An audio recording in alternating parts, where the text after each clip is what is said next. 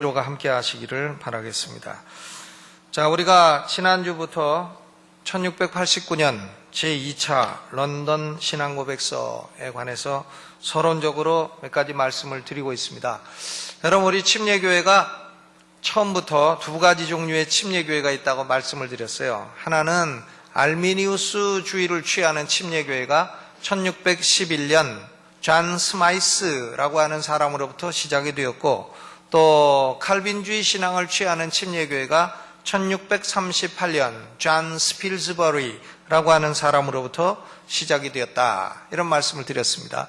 그런데 알미니안주의를 취하는 침례교회는 17세기 말로 가면서 이단이 되어버렸어요. 그래서 침례교회 주류를 이루는 줄기는 파티큘러 베프티스트, 즉 칼빈주의 신학을 믿는 그런 침례교회입니다.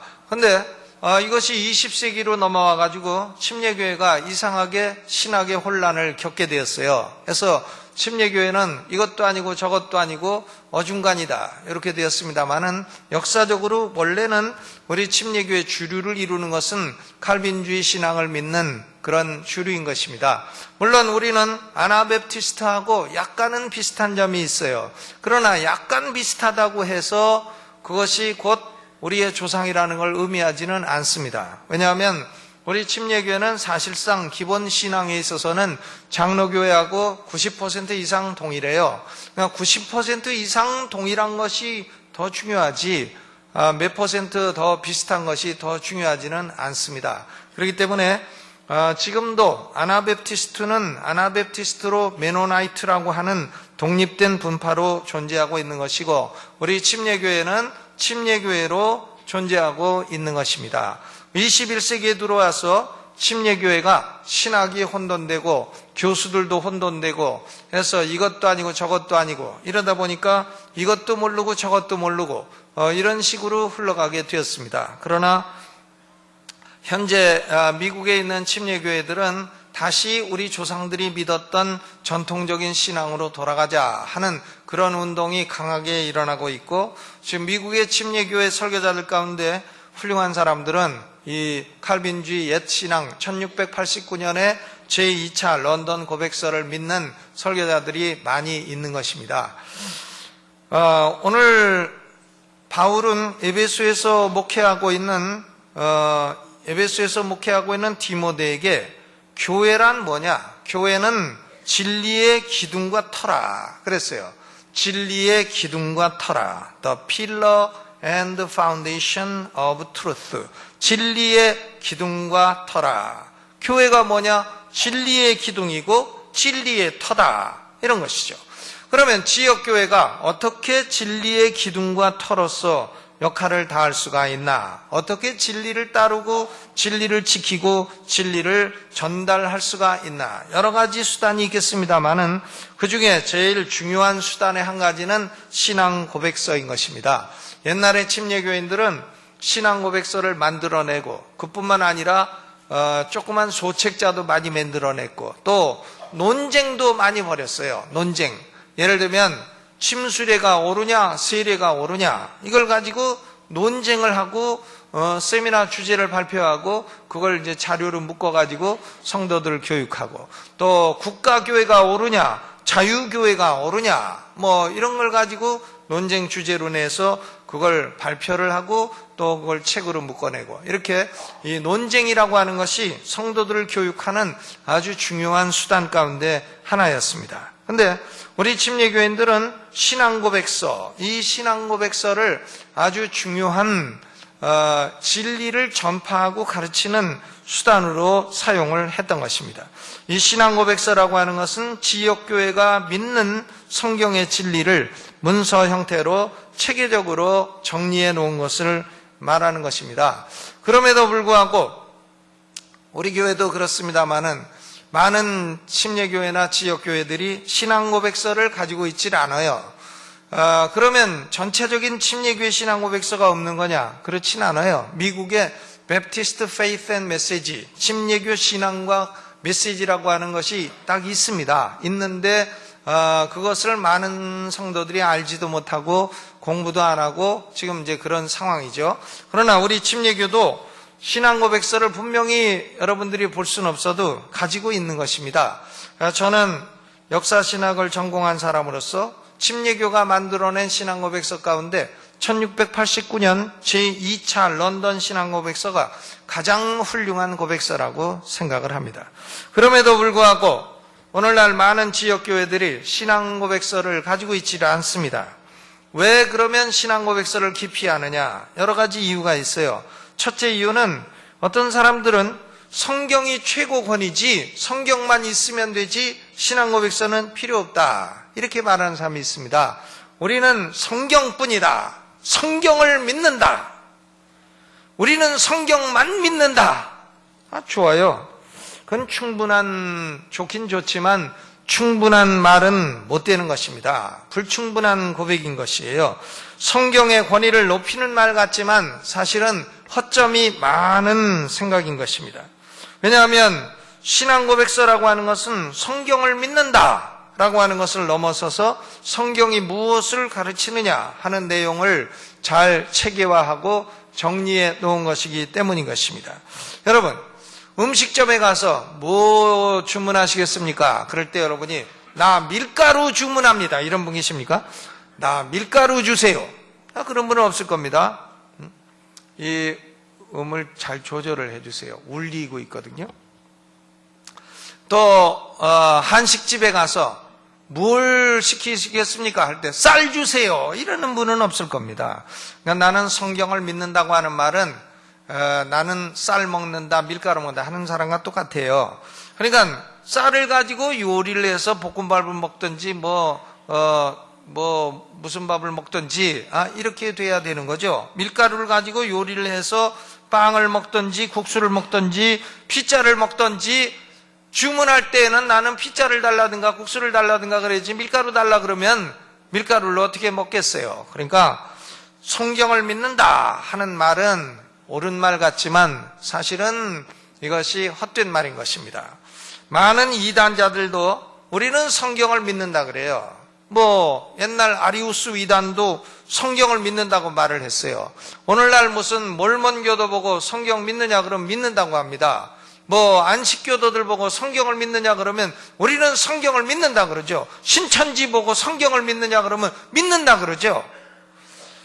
그러나 성경에 나오는 용어들을 그대로 사용하면서도 전통적인 많은 사람들이 교리적인 묵상을 한 것과는 다른 결과를 만들어내고 다른 이단 사상을 전파하고 있는 것입니다. 그렇기 때문에 성경만 믿는다 하는 것 가지고는 불충분해요.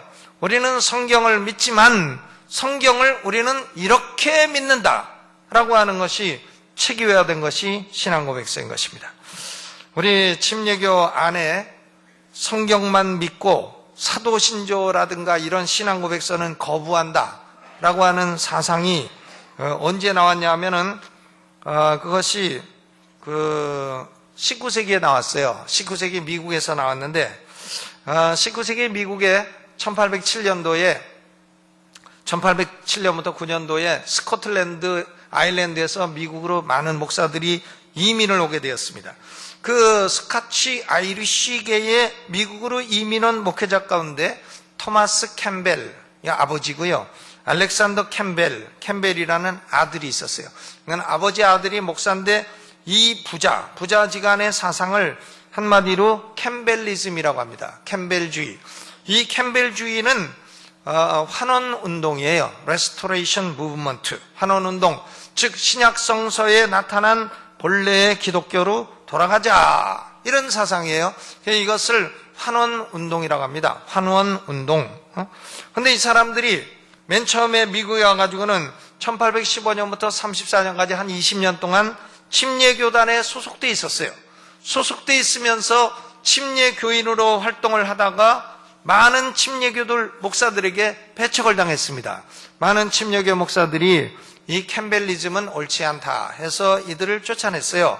그래서 이 사람들이 쫓겨나가지고 만든 게 뭐냐 하면은 그리스도의 교회입니다. Church of Christ. 오늘날 우리 한국에도 있죠. 그리스도의 교회. 그럼 왜 이름을 그리스도의 교회라고 부르냐 하면 우리는 교파가 아니기 때문에 그리스도의 교회다. 교파가 아니라는 거예요. 그러니까 그리스도의 교회. 그런데 사실상은 어떻게 됐습니까?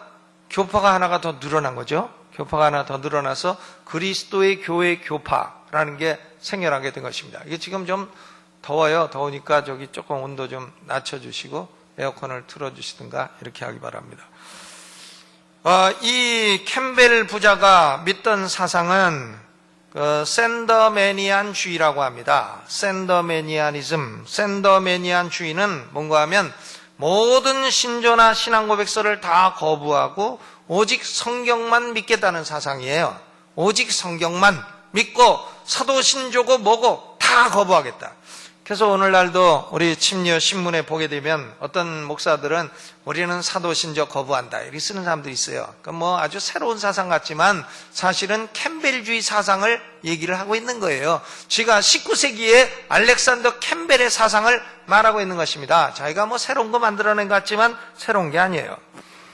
난 신앙 고백서를 다 거부하고 오직 성경 자체만 믿겠다. 그리고 이 샌더매니안 주의는 초대교회 신앙만이 참된 신앙이고 로만 캐톨릭과 개신교에 의해서 참된 신앙이 부패했다는 거예요. 부패했는데 하나님이 캠벨 부자를 통해서 참된 교회를 회복한다는 것입니다. 웃기는 소리죠. 다 웃기는 소리예요. 이단자들이 항상 하는 소리예요. 초대교회가 진짜 교회인데 중간에 다른 교회들은 다 가짜고, 그런데 하나님이 특별히 선지자를 세워가지고 대한민국에 이시성 가진 사람 세워가지고 그래가지고 새로운 구원의 세계를 연다. 이게 이단 아닙니까? 크레이지한 이단이에요. 아주 수준이 엄청나게 떨어지는 그런 게 한국에 얼마나 만연합니까? 근데 이 캠벨 부자도 비슷해요.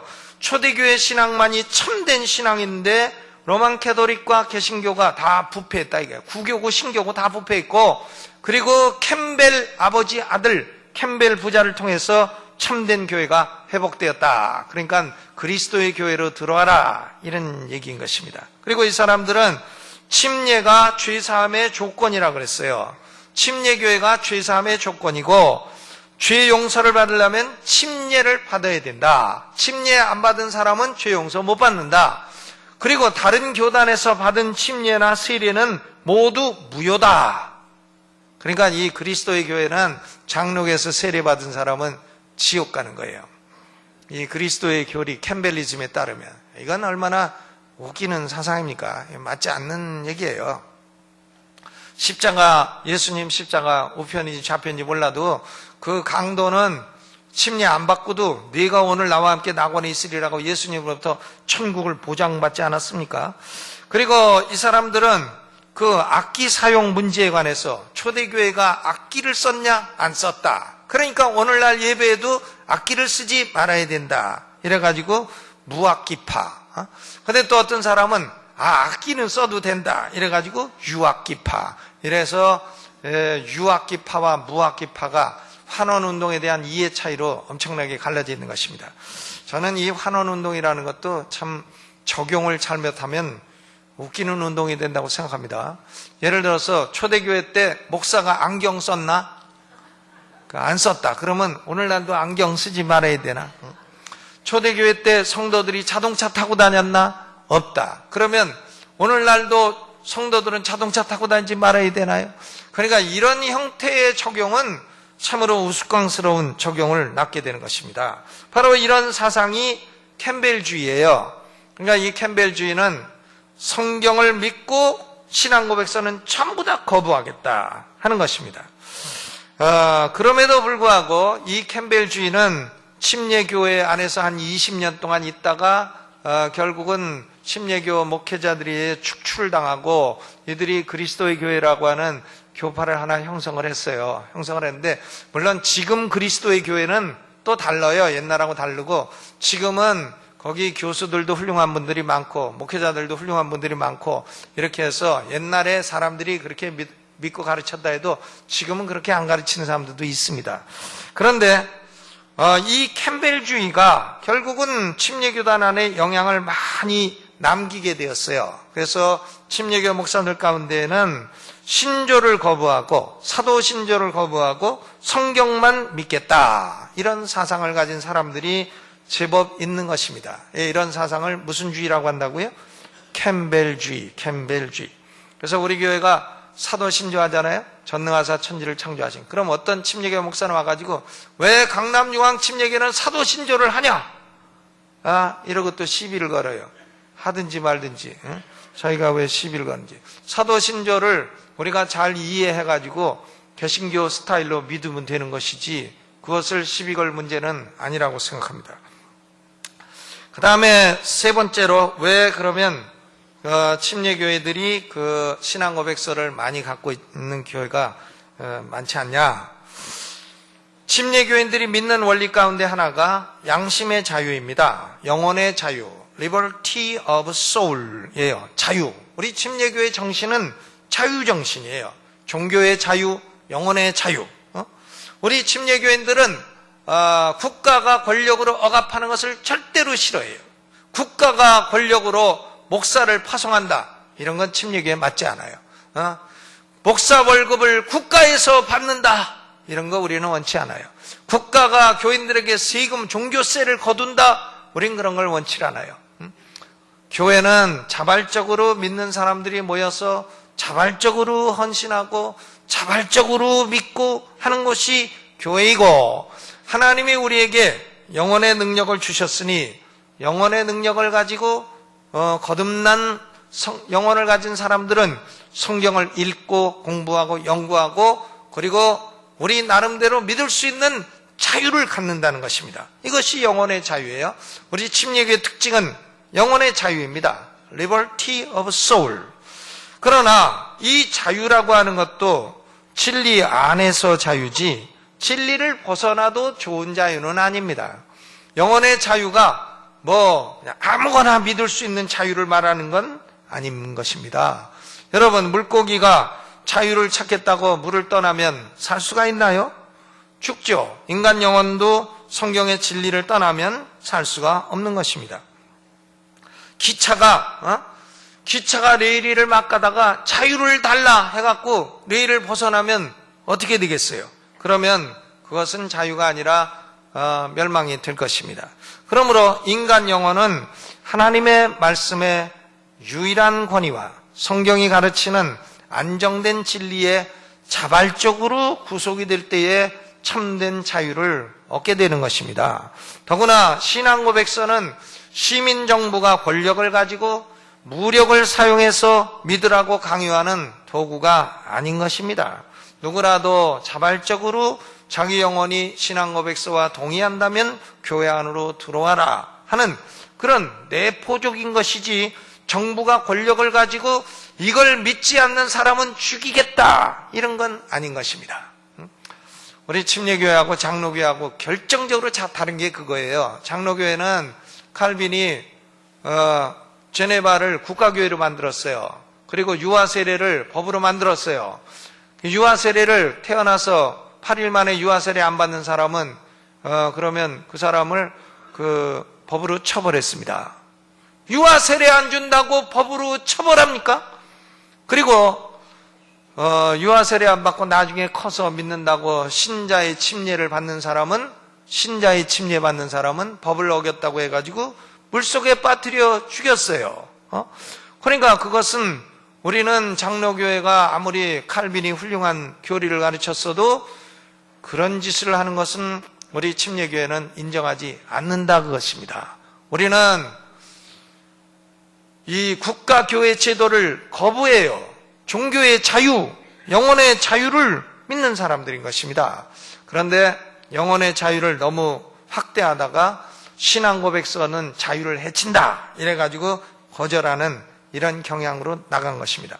그러나 신앙고백서는 누구의 자유도 해치는 것이 아닙니다. 이것을 믿는 사람은 자발적으로 들어오라 하는 것이기 때문에 자유를 해치는 것이 아니다 이런 말이죠. 네 번째 이유는 21세기에 나온 소위 포스트모던주의, 이 포스트모더니즘이라고 하는 것은 건설적인 방향이 아니라 해체적인 방향으로 전개가 되었어요. 절대 진리를 거부하고 상대주의를 취하게 됩니다. 그러니까 네가 옳다고 생각하는 것은 너에게 진리고 내가 옳다고 생각되는 것은 나에게 진리다. 그러니까 네 진리하고 내 진리하고 달라도 상관없다. 이것이 포스트 모더니즘의 특징입니다. 상대주의죠. 그러므로 절대적인 진리라고 믿는 것을 고백해서 체계화해 놓은 신앙 고백서를 싫어하는 것입니다. 포스트 모던주의는 신앙 고백서를 싫어해요. 세속의 사상이 기독교에 지속적인 영향을 미치게 된 것입니다.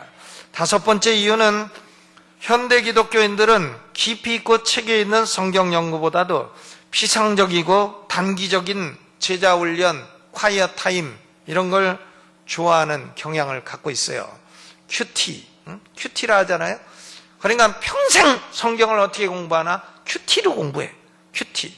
하루에 10분 앉아서 성경 몇 절 읽고 기적기적 쓰고 누구에게 전화를 해야 되겠다. 뭐 이렇게 적용을 쓰고 그리고 큐티를 마쳤다. 이제 이런 거 아닙니까? 콰이어 타임. 그거 하다가 이제 아주 조용해져. 가보면 이제 자고 있는 거예요. 콰이어 타임. 여러분, 물론 뭐 그나마 그것도 안 하는 것보다는 그거라도 하는 게 나아요. 그래도 하는 게 낫습니다만은, 그러나 이 큐티라고 하는 이것에 머무르게 되면 우리 신앙이 아주 피상적이 됩니다. 깊이 있는 진리에 절대로 들어갈 수 없어요. 그러니까 큐티 뭐 이런 거 하기 때문에 탈신학화를 지향하는 이 제자훈련을 하는 사람들은 체계적인 진리보다는 경험적인 경건성을 추구하고 단기간적이고 경험적이고 이런 것을 더 추구를 합니다. 그러므로 성경이 가르치는 진리의 체계성과 연관성을 이해하지 못해요. 체계적인 진리 체계를 요약한 신앙 고백서를 기피를 하게 되는 것입니다. 저는 여러분들에게 큐티하라는 얘기를 많이 안 해요. 왜?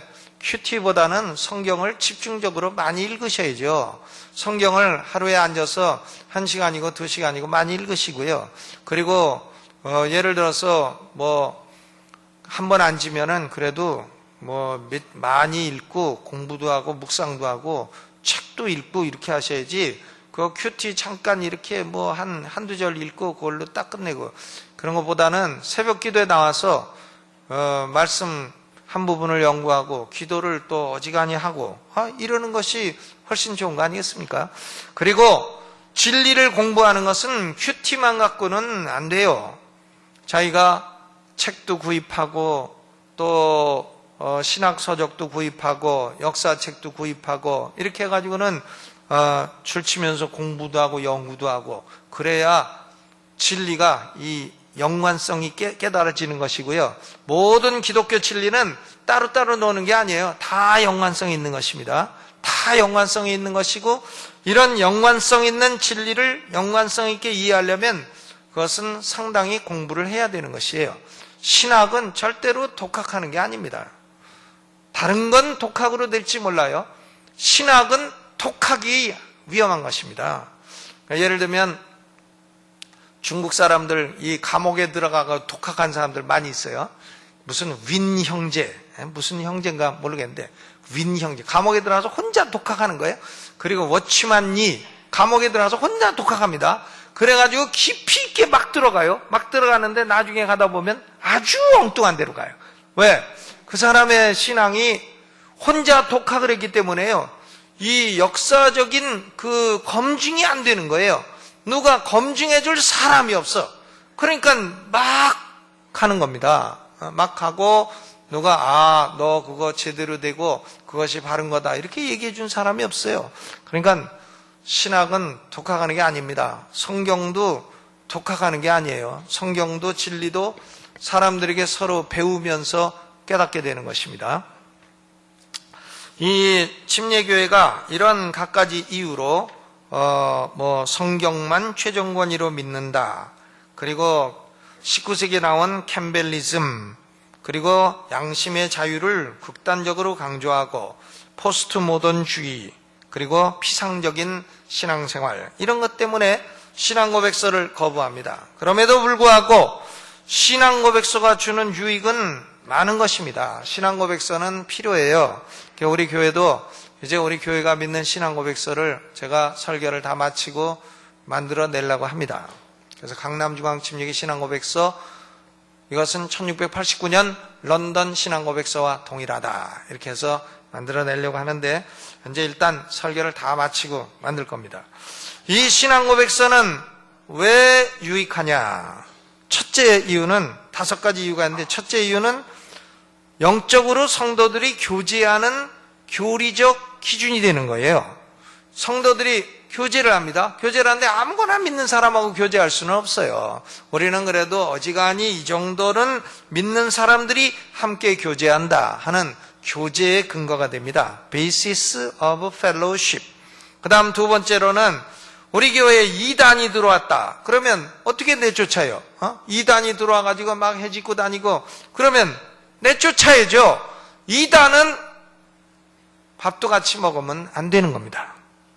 이단들하고는 인사도 하지 말아야 돼요.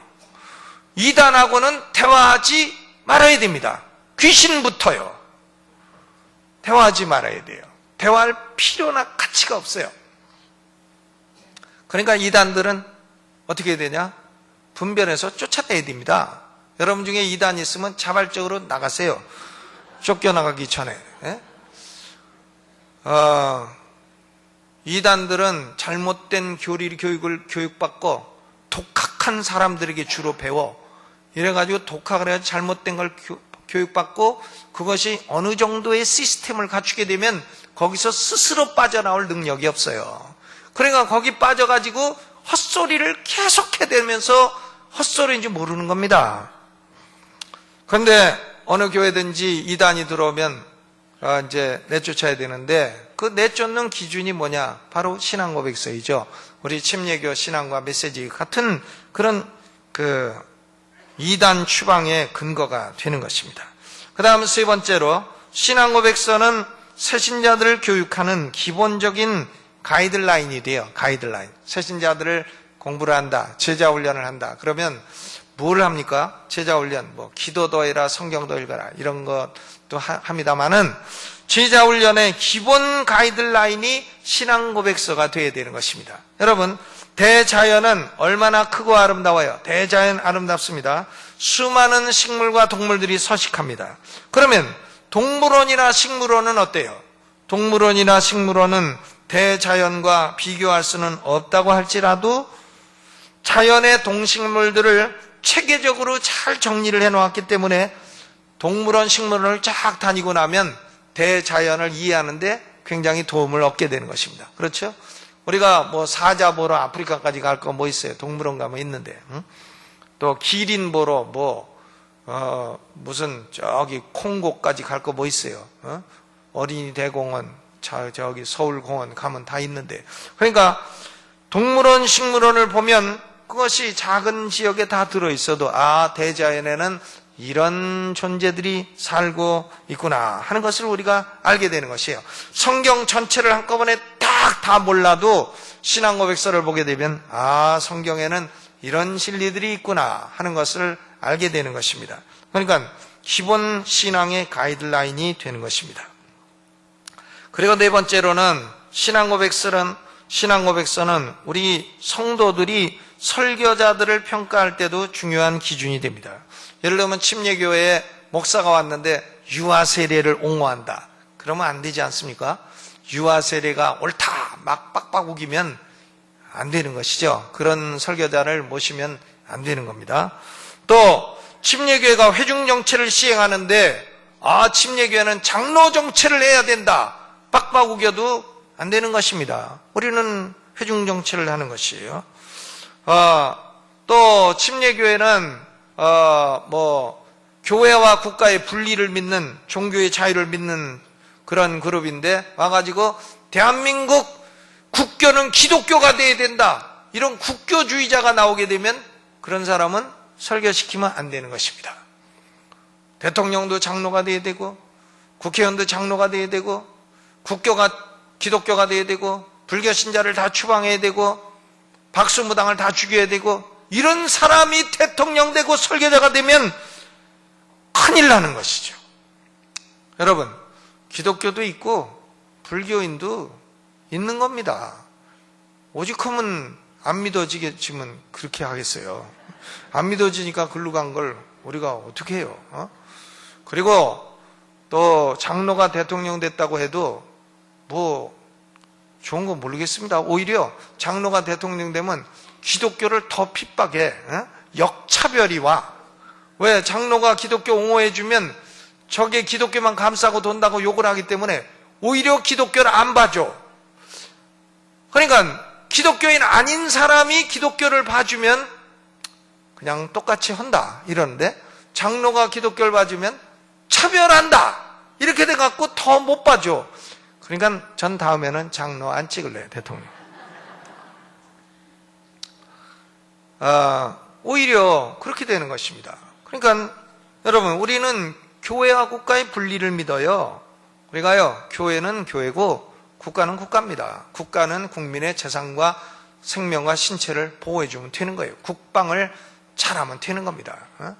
그리고 교회는 하나님 말씀에 따라 신앙을 가지고 하나님이 원하시는 하나님 나라의 일을 하면 되는 것이에요.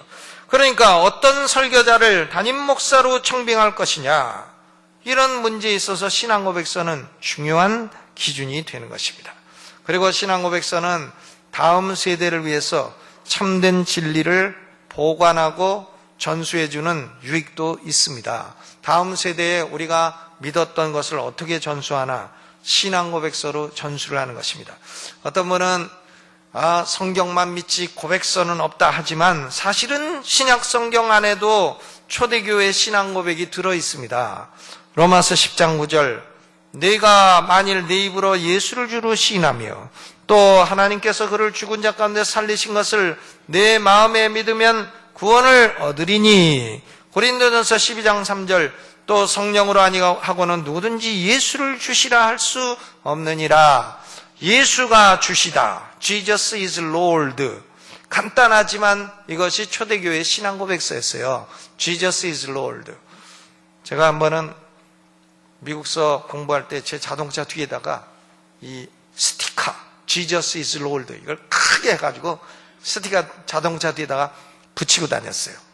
뷰이크라고 하는 큰 차, 8기통짜리 똥차를 샀는데, 그거 왜 그렇게 큰 차 샀냐 하면은 운전을 잘 못해갖고요, 부딪혀도 안 죽으려고 그걸 산 거예요. 근데 한 번은 그거 타고 가다가 도로가 높아요. 높은데 비가 와가지고 미끌미끌한데 거기서 브레이크를 탁 잡았더니 옆으로 뺑 돌아가지고는 옆에 낭떠러지로 팍 내려 꽂혔어. 내 차를 태우고 신방을 가다가 팍 내려 꽂혔는데, 이 뷰이크, 한국 사람들이 이거 삐꾸라고 합니다. 삐꾸라는 이 차가 어떻게나 큰지 탱크 같은지 팍 꽂혔는데도 한 군데도 안 찌그러졌어. 그래가지고 그냥 토잉카로 끌어가지고 그대로 신방 또 갔어요. 그래서 제가 큰 차의 유익이 여기 있구나 하는 걸 알게 됐습니다. 미국은 기름값이 그 당시에 쌌으니까 1갤론당 1불도 안 됐으니까. 근데 거기다가 Jesus is Lord 큰 걸 붙이고 다니는데, 학교가 늦어가지고 한번 고속도로를 과속으로, 원래 55마일 스피드 리밋인데 80마일로 쫙 달리니까 어디선가 그냥 경찰이 빼뱅 오더라고요. 그러더니 뒤에 Jesus is Lord 딱 보더니 미국 경찰들은 웃깁니다. 자기가 봐주고 싶으면 봐줘요. 이 재량권이 커요. 너 누구냐? 그래서 나 여기 한인교회 목사다. 왜 이렇게 과속하냐? 학교 숙제 갖고 가는데 늦어서 그렇다. Jesus is Lord 보더니 다음에 조심해라. 그냥 가라 그러더라. Jesus is Lord 요거 아주 유익을 보았습니다.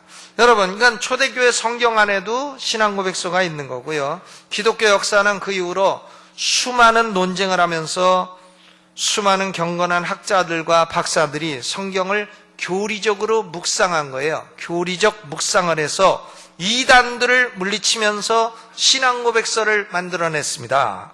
그러니까 신앙고백서는 경건한 학자들의 교리적 묵상의 열매인 것입니다. 신앙고백서들은 100% 무오한 것은 아닙니다. 그러나 고도의 교리적인 안정성을 갖는 것이에요. 고도의 안정성. 이게 중요한 것이죠. 신앙이 흔들흔들 안정성이 없으면 안 되잖아요. 고도의 안정성을 갖는 것입니다. 교회 역사에 보면 니케아 신조, 칼세돈 신조, 루터교회 아우구스부르크 신앙고백서, 개혁교회 벨직 신앙고백서, 도르트 신조, 웨스트민스터 신앙고백서, 회중교회의 사보이 고백서, 그리고 침례교회의 런던 침례교 신앙고백서, 미국의 필라델피아 신앙고백서, 그리고 베프티스트 페이스 앤 메시지, 침례교 신앙과 메시지, 이런 고백서들을 끊임없이 만들어낸 것입니다. 여러분, 우리는 이 신앙 고백을 통해서 우리 침례교 신앙의 역사적인 큰 줄기를 배워야 됩니다. 신앙은 자기 마음대로 막 독학하고 혼자 묵상하고 막 나가면 안 되는 것이에요. 혼자만 묵상하면 이런 결과가 나와요. 가룟 유다는 예수님에 의해서 십자가에 못 박히기 위해서 쓰인 종이었다. 고로 가룟 유다는 훌륭한 사람이었다. 그는 하나님의 도구였다. 그는 억울한 사람이었다. 고로 가룟 유다는 천국 가야 마땅하다. 이런 결론을 혼자 공부하면 막 내릴 수가 있어요. 말도 안 되는 결론을요. 독학의 위험인 것입니다.